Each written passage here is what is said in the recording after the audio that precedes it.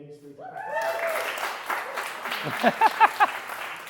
That was harrowing. Very good. Vincent. Thank you. Thank you everyone for being here, by the way. It's a pleasure to have all of you here. The choir. Thank you, choir. Sounded great today as well. And I wanted to thank the church for having me, Father John and Colin for inviting me, and Bridget for instigating this. I know she's not here, but... So, I'm going to get into it. This will take about 35 minutes. So, hopefully it'll keep you involved for that time. So, so the subject of my talk is spiritual transformation, and it includes my personal journey through my PhD as I explored the topics of music and ritual. So, to start off, music, as we all know, is very universal. It appears in every culture, it appears in all the things we do, from radio to elevators to celebrations and events, and obviously to religious rituals like we have today. But sometimes in our culture, music is often underestimated, its significance and importance is sometimes devalued. And so it's used in religious practice, both mainstream religions, but also in other cultures, shamanism, indigenous cultures, and cultural practices all around the world, suggesting that music has an important use in facilitating healing, in evoking new states, and also in creating emotional catharsis. But how does it do this? So these are the types of questions that I was asking during my PhD. And I wanted to understand how music was used to facilitate healing and spiritual transformation, and how these modalities have also evolved across time. And so to explore this grand mystery, I began this PhD research project, which actually turned into this spiritual journey that spanned 7 years. So my research took me to Cuba, where I immersed myself in field work within Afro-Cuban rituals and initiations. And during this field work, I endured these powerful effects of music in these rituals. And I wanted to really comprehend how it worked. I wanted to understand its function. But little did I know that this whole journey was actually going to transform me through the process, challenging actually what I knew about music, what I knew about ritual, and actually challenging my relationship with God. So this field work and the rituals actually triggered in me what I can only describe as some sort of dark night of the soul, which is a profound spiritual crisis which lasted about 6 years. It was a period of pretty much a personal meltdown, and it's taken me a long time to process the experience. For most of that time, I was pretty unable to speak about it. So this is actually the second time that I sort of tell the story, the whole thing. And so it's taken me a while to sort of put it into some sort of context. So I grappled with this presentation for a long time. But hopefully there's some value in it for you today in whatever way that may be. So through this talk, I'm going to talk about my PhD journey. I'll tell you a little bit about the research. I'll focus mostly on the spiritual journey aspect of it and the transformation that occurred. But I'll use my research to support the story. And if anyone wants to know more about the PhD, you can come chat to me or send me a text and I can point you there if you're willing to read the 450 pages and all the creative works that go along with it. It's a big work. So obviously I'm only giving you touches of it here, but it's a grand 7-year project. And also in this talk, I'm only offering my own personal perspective and based on my experience. And so I hope it's of relevance. So just to go over what I'm going to actually talk about. So I'll briefly go over the background and context. And here I just provide an overview of the research, the fieldwork, and I'll talk about the object of my study, how I got involved in it, and I'll just highlight briefly my own personal and professional background just to set up the context for this thing. Then I'll go into the story, which I've called The Dark Night of the Soul, just to make it very dramatic. This part I'm going to deal with the sort of the spiritual evolution that occurred through the participation in these Cuban rituals. And this sort of experience plunged me into this period of darkness that, in hindsight, became super invaluable to my research and spiritual growth. Then I'm going to talk about the aftermath, this is the period after the ritual in Cuba. And this is the longest part of the spiritual journey that lasted about 6 years. I'm going to condense it down into about 10 minutes, But this was a very intense period, and it's where a lot of the insights came out of. And so that takes me to the fourth part, which I talk about some of the insights developed through this journey. And then I'll just finish with some closing remarks, and then we'll have a Q&A discussion if anyone has any questions. So my first trip to Cuba was in 2001 at age 21, and that's sort of where I first experienced the music and rituals of this religion called Santeria. So I was interested in this music because of the complexity of the music, but also its communal and very spiritual nature. So my fascination with the subject emerged from my interest in music, in psychology, spirituality, but also my own Latin American cultural heritage. My professional background consists of working in music for 20 years as a percussionist and music producer, as Colin was talking about, and in various styles, particularly Latin music, but also the intersection between Latin music and electronica. So I spent most of that time in South America exploring the rhythms, exploring how they're played in the traditional context, and that's sort of what I spent a lot of my youth on. So as you said, my first degree was in psychology, and because I had a deep curiosity about the human mind, and in particular music perception, how we perceive music, and obviously the study of music cultures. And I've just put two of my initial love of Freud, and that was quickly superseded by Jung, who I still love. I later undertook a degree in music and sound design and became very interested in music technology, recording, and composition. And so the combination of these interests in music, percussion, psychology, technology, and Latin American culture is initially what drew me to Cuba and Santeria. But it wasn't a totally new thing in my life, because all these, the chants and the rhythms of Santeria are sort of dispersed through Latin popular music. So as I was growing up, I was hearing this music already, and it sort of started fueling this thing. So by the age of 21, I already wanted to go to Cuba to explore more of this music. Plus, it's very percussively complex. And being a percussionist, I was very intrigued by it. So in 2015, I decided to make bata drumming the subject of my honors as an undergraduate. And so you see, those are bata drums, which are on the right. They're sort of how this music's played. I did have an excerpt of music, but it's not playing. But you can always have a listen somewhere else if you like. And so as part of this, I joined the local Santeria community here in Sydney. It's a little community much like this one, but they practice Santeria, and they have religious celebrations and all that sort of thing. So as I became more involved in the music, I started being asked to perform at some of their religious celebrations, and eventually I was asked to join a community of musicians, of 5 musicians, to go to Cuba to go in-depth study into some of the rituals and the music that they use for those things.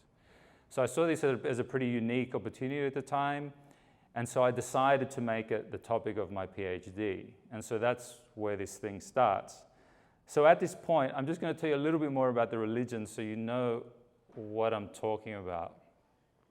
So Santeria is a Cuban religion, but it descends from West Africa. It was brought to Cuba through the slave trade, where its deities were syncretized with Catholic saints. And so over time, it evolved and developed into its own religion with its own liturgical language, its own rituals, and its own belief system.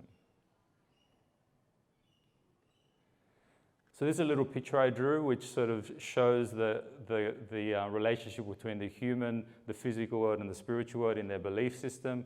So practitioners of Santeria, they believe in a supreme deity known as Oldumare, who created the universe and then appointed orishas as intermediaries between humans and their god. So these orishas are believed to exist in a spiritual world called Orun, and they manifest as various aspects of nature, as oceans, thunders, rivers, iron, and animals, and things like that.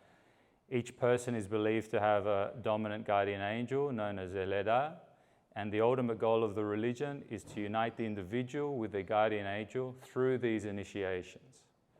So central to the Santeria concept is the head or destiny, which they call Ori, and this is believed to have a dual aspect. So the Ori exists part in the physical world, part in the spiritual world, and so alignment with the spiritual self is actually one of the goals in the culture for a balanced and successful life. So rituals are very central to this culture, to Santeria culture.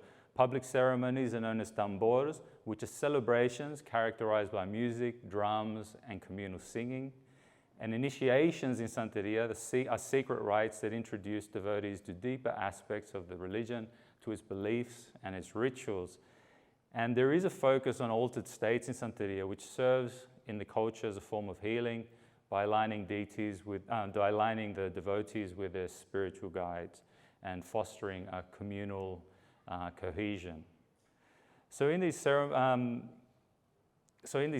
what's of critical importance is the songs and the drumming, which is used to facilitate these heightened states and using emotional intensity and encouraging communal participation.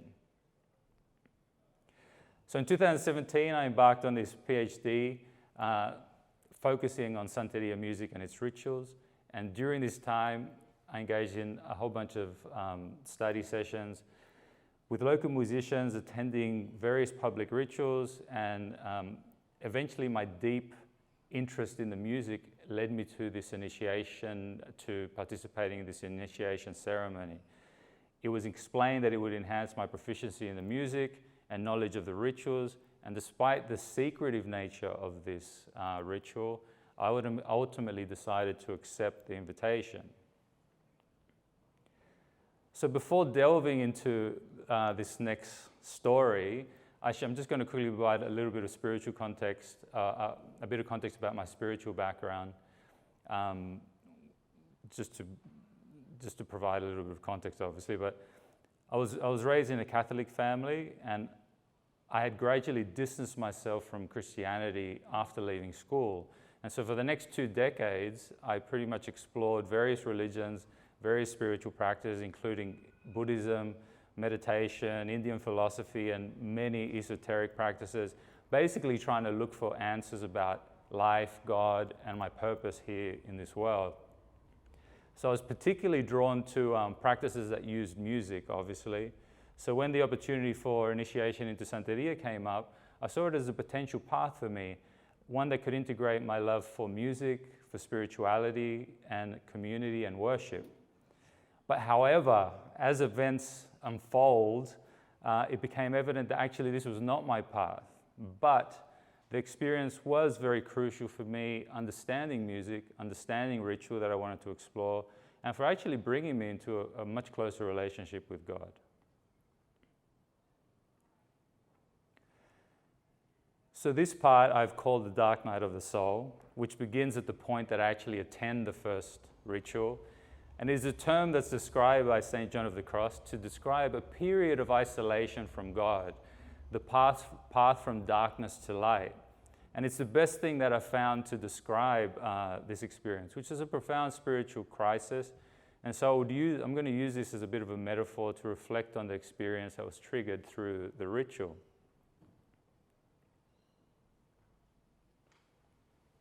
So also as part of my PhD, I created a music video which sort of depicts the psychological experience of this ritual. It's one of the aspects of my PhD. It tells a story of this boy who undergoes a rite of passage, gets lost in some underground tunnels and meets with this deity and musicians in this underground lair, and eventually finds the exit and is spiritually transformed. So these are the sort of symbols that reflect my personal psychological experience. So I'm going to use these images as I go through the story, as I tell this story.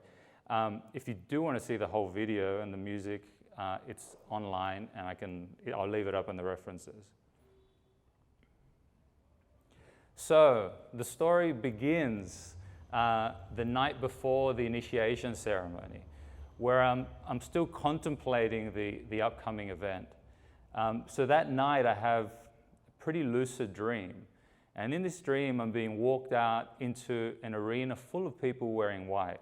And all of a sudden, this powerful spiritual being comes into my body and starts dancing these powerful movements in the arena. So my normal waking consciousness is pushed into the back of my body, and I'm watching this spirit dance, and I'm powerless to do anything about it. So the next day, as I wake up, I'm very shaken by this dream, and I feel that it's a deep warning not to do the ritual. But looking back on it now, this definitely was true, because the experience is going to be powerful and a very dangerous one. Yet there are also other elements related to this dream which sort of start to make sense later on. So that morning after the dream, I feel like pulling out of this ritual. But after a bit of deliberation and after some conversation with group leaders, I agree to go through with it anyway. So on the day of the ritual, I arrive at the head priest's house where the rituals to be performed, and I walk into this room where there are 6 other male priests dressed in white. So the ritual is divided into 2 rooms. You have the common room, and then you have a sacred ritual room, which they call the igbodu. And so in that room is where all the important and secret ritual activities take place, and it's only initiates are in that room. So in my music video, I symbolize this space with a series of dark underground tunnels, which you see in the picture up there. I don't know if you can see it very well. And this reflects the psychological darkness and the struggle. So the ritual lasts approximately 3 hours, involves various entries in and out of the igbodu. Chanting is used throughout the process to consecrate various objects and procedures, and ritual actions are performed in front of various altars. So the music is used for the most important stages of this ritual and becomes much more intense as the ritual proceeds. So the ritual uses specific tools and technologies which are very particular to Cuban Santeria. It includes music, objects, prayers, special liturgical language, and divinations to create a really supernatural atmosphere used to communicate with these deities and ancestors. As the ritual progresses, the atmosphere feels like it's getting thicker, building in intensity. And with each stage, I feel like I'm moving inside of myself, further and further within myself, into a heightened state of a subjective awareness. So the ritual, with its music, with its sights, with its bodily movements, are super, super immersive, so that I can't just objectively stand outside and observe, but I'm induced into a real active participation. It becomes a very visceral experience that intensifies until I'm emotionally and sensorially overloaded. By the end of the 3-hour ritual, I have so much pent-up anxiety and emotion. I'm tired, my senses are overloaded, that I have a cathartic release of emotion, which basically means I just break down and cry. The ritual ends and I return home with the others who are part of my group. So after the ritual, I'm acutely aware that something is wrong. The events have triggered something in me and I don't feel quite right. I go home and try to relax, but that night, the nightmares and the visions begin, as my mind is assailed with fear and horrible images, and I'm unable to sleep. By the next morning, I'm in a horrible state. I haven't slept, and I'm filled with fear and panic. So my group is totally oblivious to my suffering and doesn't really understand what's going on. So I feel like the only thing to do at that point is to leave. So I jump in a cab, grab my stuff, jump in a cab to central Havana, and I book myself into a very small room. This is actually a picture of the small room. The reason I put it here because it has these 2 pictures hanging over the bed, which is really interesting. One depicts a woman divining, and the other one is like a picture of something that looks like hell, which at the time seemed pretty predictive of the way I was feeling. So here I am, all by myself, in a strange land, in a strange room. Furthermore, in Cuba, there's no internet, so I have no contact with family and friends. I'm totally alone, and I can't even take solace in my mind because I've lost that inner peace that I once had. And now, even closing my eyes brings me these terrible visions so that I can't rest, I can't sleep. At this point, I truly think I'm going crazy. This moment is definitely the most alone I've ever felt, disconnected from family and friends, in a foreign land, assailed by my own mind, and in a deep state of fear and panic. I felt that my participation in the ritual had distanced me from God, and then I felt truly abandoned by Him and in total darkness. So this is a state I could have never imagined until I experienced it. So no one can predict how they're going to react in this situation, and the panic that arises when feeling totally abandoned by God. So I once thought I had a good relationship with God, enjoying a sense of inner peace, but then to have it ripped away is truly devastating. So my first instinct was to pray to the God of the church that I was raised in. And so I sought out a little Catholic church in Havana and spent the day praying. I even brought a little cross, hung it around my neck for the first time since I was a kid. So still distraught, I found an internet cafe and wrote a letter to the first Catholic priest I could find, and I told him what was occurring, and he sent me a bunch of prayers, some of which are on the screen. So I went back to my room and continued praying. Most of the prayers were new to me. Others, like the Our Father or the Hail Mary, I could barely remember, but I recited them so much that day that I relearned them. I spent 3 days in that room, and at times I went outside, I felt like I was in a parallel dimension. I saw a different Cuba, not the exotic place that tourists saw, but a very different land. I could see, in this altered state, I could see spirits hovering around people as they walked. I felt like I was outside of my body, seeing myself in third person and disconnected and in a hyper state. I was still having visions, so I found it hard to close my eyes. I wasn't sleeping, and I was physically and mentally exhausted. I continued to pray the prayers that I was given by the priest, and on that final night, I was so worried about my mental health and knowing that I couldn't stay awake any longer that I wrote a bedside note that said, "My name is Vincent. I think I'm going crazy. If you find me in the morning and I've lost my mind, please call my family." And I gave the numbers. So as I started to eventually doze off for the first time, I got this lucid vision in this state. This angel appears from heaven holding a sword, and he comes down and starts battling and fighting off all these other spirits. And it was at that time that I thought, God's come to save me, and I felt a bit of hope. But at the time, I didn't know who Archangel Michael was. I found that out later, but at the moment, all I knew was that the prayers seemed to be working. So as I fell asleep for that first time in that night after the ritual, I felt it as though there was a spiritual battle going on in my dreams and in my body. A real to and fro was happening that night. The next morning I awoke and I was covered in sweat. But the first time since the ritual that I had some mental peace, the visions had stopped, and I felt like God had answered my prayers. I looked down at this white t-shirt that I was wearing, and it was full of red marks, back and front.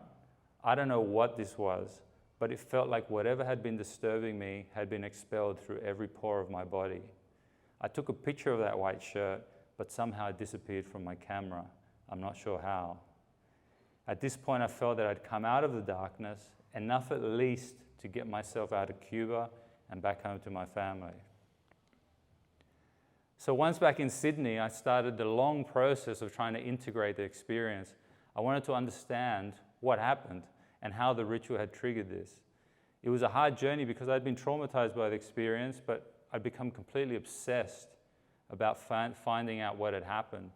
My PhD really became a way to explore my experience, to find answers, and in many ways became a process of healing myself.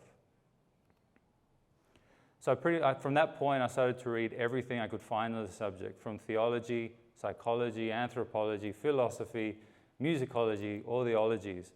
And these are some of the people that inspired me through my journey here. But little did I know that at the time, that dark night of the soul hadn't finished with the ritual, but really was only just beginning. So in the year that followed, the community of friends that I had had before had left me because my experience was so different. My relationship broke down, struggled to cope with the experience, and no one around me could relate to it. So it made me feel even more isolated. I felt a tremendous amount of fear, and my sense of identity was in tatters, and I went into a deep depression for 5 years.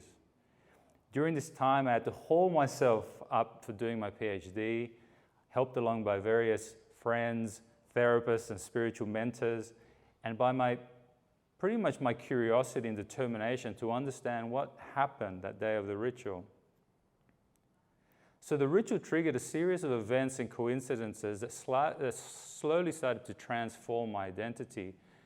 I dedicated myself to learning, to healing spiritually and mentally, and I found myself even more spiritually inclined than before. I also realized that I never wanted to be apart from God again, and I had this profound intuition that this was all a grand orchestration, the whole thing had been orchestrated for me to find these things out. It would have been easy to become very negative, and I was for a while. It's easy to say, oh, the ritual is just negative. It's a work of Satan, or you're in the wrong place at the wrong time. But too many things happened, too many coincidences to leave it all up to chance. One of these chance miracles happened towards the end of these 6 years, where I was starting to feel better. A friend of mine came back into my life. She's here today. I'm sure she won't mind me saying her name. Her name's Sophie. And she quietly pushed me to come to church, to see a priest, to go to confession and join the choir here at St. Peter's. So the act of confession relieved a lot of the remaining guilt I had been carrying since the ritual.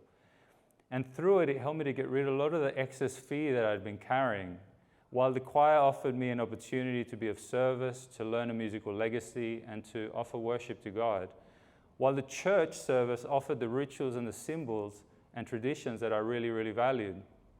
So little did I realize that after drifting away from the church, that the very things that I sought, music, spirituality, community, and worship, were actually right here available at St. Peter's, and I only lived around the corner.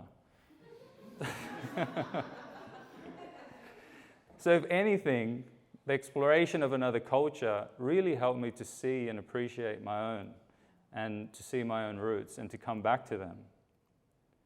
So this 6-year experience, as difficult as it was, really was a godsend. Now I feel that this was one of the most profound and valuable experiences of my life, and I've developed various spiritual and academic insights along the way. Although it could have easily gone wrong for me at many moments, I truly feel I was guided through the process. I have the distinct feeling it was orchestrated by God so that I could develop a closer relationship with Him, but also so that I could learn about music and ritual, which I feel is part of my future service. I was very intrigued at how darkness could be used in the service of God. And I'm reminded here of the story of Job, which I've pictured, where God allows Satan to tempt him in order to test his faith. From this perspective, I've come to see that such spiritual experiences, despite how terrible they are at the time, are often catalysts to bring one into deeper knowledge and awareness of God, and those are important steps along the spiritual path. Furthermore, these experiences have profoundly enhanced my ability to read and enjoy religious scripture, mythology, and symbols as well. They provided me with a profound context from which to read the Bible and other texts in a way that I definitely didn't have before.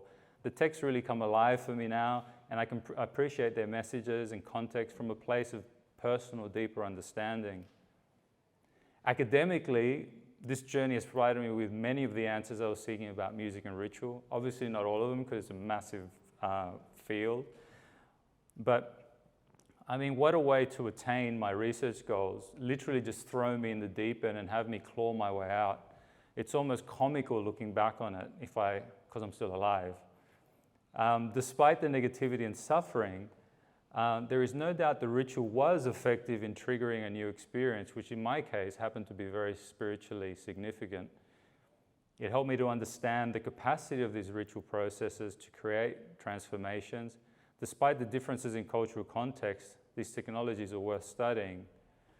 In my PhD, I talk about the multisensory capacity of ritual to use music, performance, symbols, and cultural beliefs to impact human psychology. The ritual system appeared to act as a technology for transformation that is facilitated through musical intensity and deep, intensive participation. So my research discusses the transformation symbols used in rituals, which often appear as rebirth motifs.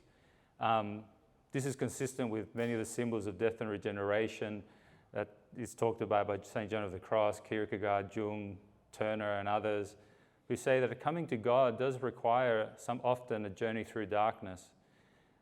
Rebirth motives, as I got up there, follow a structure of separation, liminality, which is an ambiguous middle stage or a dark stage, and then incorporation to create these alterations of identity. We can even see this motif in the story of Jesus, who has success in life, is then abandoned by his disciples and community and by God, suffers and dies, descends into hell, and is resurrected into a new state at the right hand of God. My PhD suggests that these types of rebirth motives also correlate to music forms, so that music contributes to these rebirth motives during rituals. So in closing, I found that ritual and its music enables us to contemplate a psychological reality, to become aware of deeper aspects of ourselves and of God. And through this integration of this new vision, I was able to somehow come into a stronger version of myself with new skills and new perspective. Part of this growth did occur through fear itself, which is quite a dangerous aspect. But I think by enduring through it, I was able to end up stronger and with a lot less fear.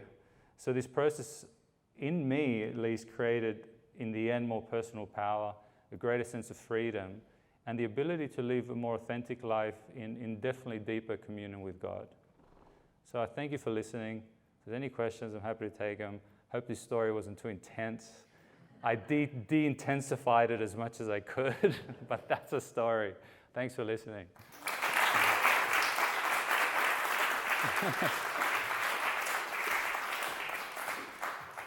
Thank you, Vincent. Chris.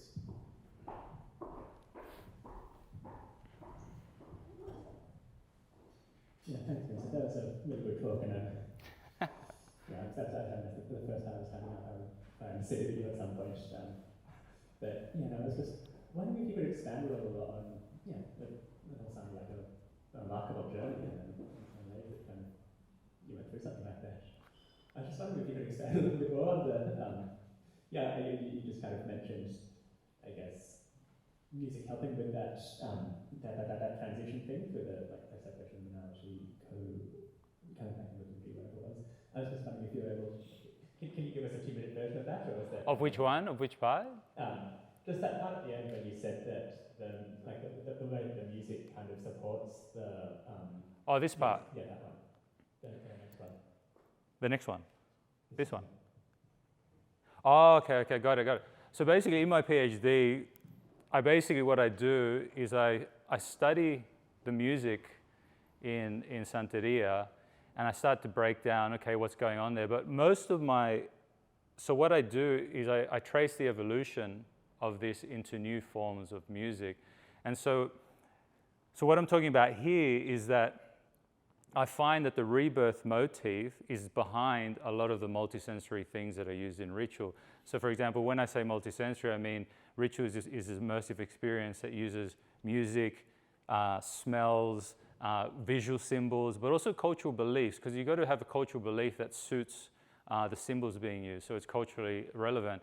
And so you have these multi-array of symbols, and music is one of them. We don't normally think of music as a symbol, but I've in my research, I sort of show how music is broken down into these rebirth motifs as well. So they symbolize the experience that we're going through, same as the symbol. Like I talked about the symbol, it's very easy to picture a rebirth motif of maybe, I talked about the story of Jesus, but there's many of them that you can use as like a death and regeneration, but you don't think of music like that. And so I sort of break down how that plays in that. So when you look at it together in ritual, when you have all these things working to push that, I find that is what brings about this sort of transformation, what starts to overload the senses with intensity so that you feel something. And it's obviously working on your emotions a lot, but the overload comes from working on all these different areas. That's sort of what I found. And so that's what I'm talking about, multisensory, all supporting these rebirth motifs. Thanks. Yeah, hope that makes sense. Thanks, Vincent. Nice and talk. Thanks. You discussed the journey through various paradigms. The thing that stood out to me was isolation and community. Are you able to discuss at all what impact you think those two things had, and their connectedness along your journey? On me, when I was isolated from the community? Because it sounds like you were very much isolated after the initiation, then community played a big role in your rebirth. Have you ever reflected on that at all? Or? Well, the funny thing was there was no community through that whole period, because after the ritual I was sort of cut off from that. And so I was pretty much went through it. I had friends and spiritual people that helped me through the process, but there was no sense of community. I think the sense of community started once I started here in the choir, because through that was very isolated. But as horrible as it was at the time, I mean, looking back on it, I mean, what seemed to happen is, it seems like I was going down one path. I really was focused on this one path, but something came down and just separated me from all of that and literally turned me in another direction. So it was a real turning, and I feel like everything had to be wiped out. The old friends, the old everything, my whole life was sort of flipped upside down.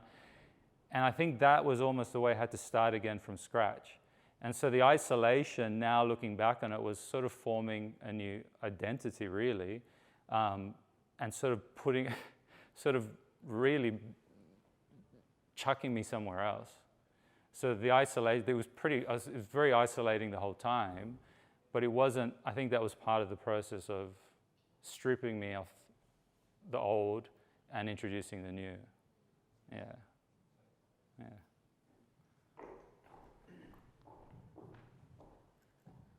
I think you mentioned, Vincent, during the process of writing the PhD, you actually had to write compositions. Yes. As part of that. To what extent did you find those and I'm sorry that we won't be able to hear them because of the sound system. To what extent did you find they were an aspect of processing what happened versus processing the experience that you had, or was it a recreation which you were already separated from? Was it just was it purely documentary about this is music that exists? Where were you at, and where were you in With those them. compositions? And that was definitely the hard part of it, because so what I was looking at, I had the traditional music in the ritual context, but then I was also, and something I didn't really mention a lot here, is I was looking at this new form, which is very contemporary now, and it's sort of globalized. So this traditional music is now spreading into the world, and it's emerging into these new forms with different fusions of electronics. So I was looking at both of these things.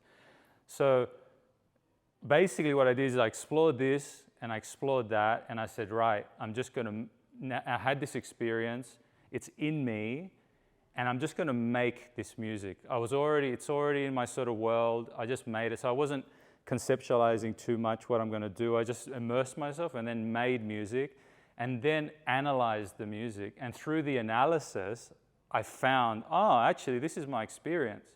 I've seemed to have put out my experience, while at the same time interjecting influence from the ritual and also from the new things. So then my whole PhD is dissecting, what's me? Okay, there's a part here that's basically my personal experience. It's pretty much unique to me. I can't say that this has anything necessarily to do with the ritual. But then there are some musical aspects that I go, okay, well, actually, I can see how this works there and how this has now evolved into these new forms of music. So there was these three components that made up the music. Elements from the traditional stuff I learned, elements from this new thing, and a lot of just me trying to deal with this situation, and imparting my own journey. Like the video clip, I didn't mean to make a video clip. That was a psychological process. It's only after looking back on it, I'll go, actually, what I was doing here was actually, this is pretty much how I felt through the whole experience. But I only saw that after. At the time, I'm just creating, Vincent, my question goes more towards the spiritual aspect of it rather than music, as the music stuff. And this is quite what you're talking about. Basically, you sort of stumbled, I guess, into the spiritual aspect of the music in that sense, and had a very profound negative sense spiritual experience from it. Yet these days, as Australia in particular becomes more and more secular, we actually see a big rise in New Age spirituality and more people embracing that. And I wonder if you can comment on you know, if you've had any contact with other people in Australia that are experiencing that, and is your story, do you feel like your story is a sort of serves as a bit of a reminder, or is a bit of a witness to the fact that it's a bit of a dangerous path to go down? Yeah, well, the thing is that my experience, like as I said, there is a community here in actually I had another section that talked totally about this, but I left it out because I thought the thing was going to go for too long. But there is a community here, and it's a growing community, but not just here, around the world. Like apparently it's estimated there's like 100 million practitioners of Santeria and Orisha worship, which is worship of sort of nature, sort of spirits in this way. And in Sydney, the community is growing. And it is, I mean, there used to not be initiations in Sydney, but now there are initiations. The way it works is they have to bring over, they sort of has to be connected through a legacy to Cuba, and they do initiations. So that the community is growing. People are being initiated here from all different cultures and things like that. And so the thing is, I also think about, okay, what's attractive to this? Why was I attracted to it? And for many of the things that you guys have here, sense of community, a legacy, rituals, all this sort of stuff, exactly the same. The only difference, I think, is that a couple of extra things. One is it's very exotic for people who maybe have moved away from mainstream religions and are looking for something else, you know. So there's people that maybe are in, you know, don't really have a spirituality or looking for something. It's very exotic, you know. It's very different, and it, also because it has a focus on nature as well. You know, people that are concerned about the climate or who want a connection more with nature are very drawn to it as well. And in terms of the negative aspect, I mean, the negative aspect was my experience. There's many people in Santeria who don't have negative experiences. They have very positive ones, and they, you know, so I can't assume that that's that happens to everyone. It just happened that for my path, it wasn't, you know, I just went through that, and it was sort of seemed to put me in another direction. But lots of people have positive experiences. It definitely is growing, and it definitely is popular. And also, I think one of the big things I find is the music as well, because the music events are very celebratory. There's a lot of participation. There's lots of music, lots of rhythm, lots of singing, and they draw a lot of people in. The music, I think, is probably I'd say the biggest thing that makes it popular. You know, because it is such a different, complex musical thing, and it's very participatory. Like the celebrations are very, yeah. So I don't know if that answered your question, sort of. Sort of, yeah.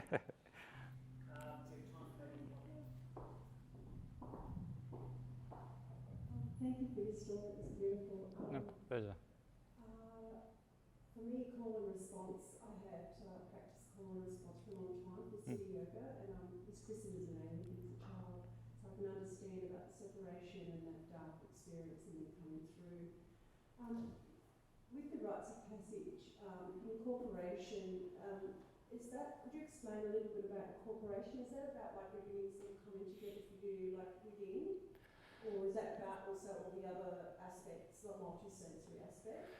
No, so the way it's used in ritual anyway, it's the idea of, for example, if you want to create a different identity, whether it's a social identity, psychological identity, you start with the original identity, and then the ritual puts you in a position of ambiguity. So it puts you in a position where it separates you from your previous. So usually that's done by symbols like shaving your head or stripping off your old clothes or being bathed in water or something which starts to symbolize in your psyche the separation from a previous identity. And then all of a sudden you're in this middle stage, which is the liminal stage, which is in between the first and the last identity.